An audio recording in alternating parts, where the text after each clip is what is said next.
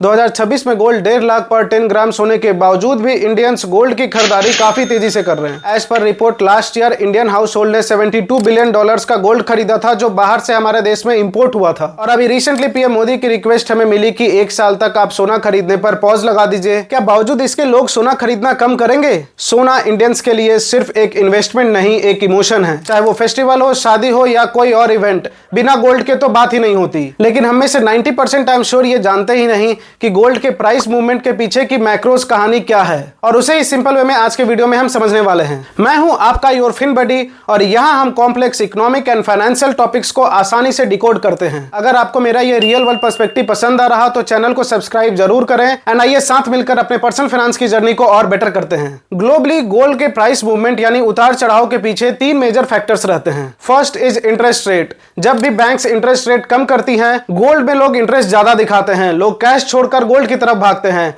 और जब इन्फ्लेशन बढ़ता है, उसको कंट्रोल करने के लिए इंटरेस्ट रेट बढ़ाए जाते हैं। इन्वर्सली उस वक्त गोल्ड की डिमांड कम हो जाती है। Second is the dollar factor. Recently D-dollarisation के मूवमेंट के बावजूद भी अभी भी 90% of the world trade dollar में होता है, एंड थस गोल्ड का मेजॉरिटी ट्रेड भी डॉलर में होता है। तो ऐसे में जब भी डॉलर महंगा होता है, गोल्ड खरीदना महंगा पड़ता है, गोल्ड की डिमांड उस वक्त कम हो जाती है। And third the global safe haven. जब भी वॉर या रिसेशन जैसा माहौल होता है, तो बड़े इन्वेस्टर्स एंड बैंक्स का ट्रस्ट पेपर करेंसी से हट जाता है और वो सेफ एसेट गोल्ड की तरफ भागते हैं। और जब मार्केट इकोनॉमी बुरा परफॉर्म कर रही होती, उस समय गोल्ड आपके पोर्टफोलियो का शॉक ऑब्जर्वर होता है। 1991 का इकोनॉमिक क्राइसिस याद है, जब इंडिया के पास लगभग 1 वीक का फॉरेन रिजर्व्स बचा था। उस वक्त इंडिया ने 47 टन्स ऑफ गोल्ड को एयरलिफ्ट करके लंदन भेजा था, ताकि इमरजेंसी में उसके बदले लोन ले सके। तो इमरजेंसी के वक्त सिर्फ हाउस होल्ड नहीं, गोल्ड देश के भी काम आता है। Over the generations Indian house holds के लिए गोल्ड एक इमोशन भी है। अगर हमारे पेरेंट्स तक की जनरेशन की बात करें तो फिजिकल गोल्ड उस समय तक ज्यादा खरीदते थे। वही आज की जनरेशन में digital gold and different forms of gold में इन्वेस्ट करने के ऑप्शंस आने से एक फ्लेक्सिबिलिटी आ गई है, एंड गोल्ड को डिफरेंट फॉर्म्स में खरीद कर अपने पोर्टफोलियो का पार्ट बनाना इजी हो गया है। Q1 2026 की रिपोर्ट से पता चलता है कि डिजिटल गोल्ड और ETF की डिमांड इंडिया में तेजी से बढ़ रही है। सिर्फ गोल्ड ETF की बात करें तो इसके इनफ्लोज में 197% का जंप देखा गया है। वही आजकल के जेन जी अभी तक 2026 में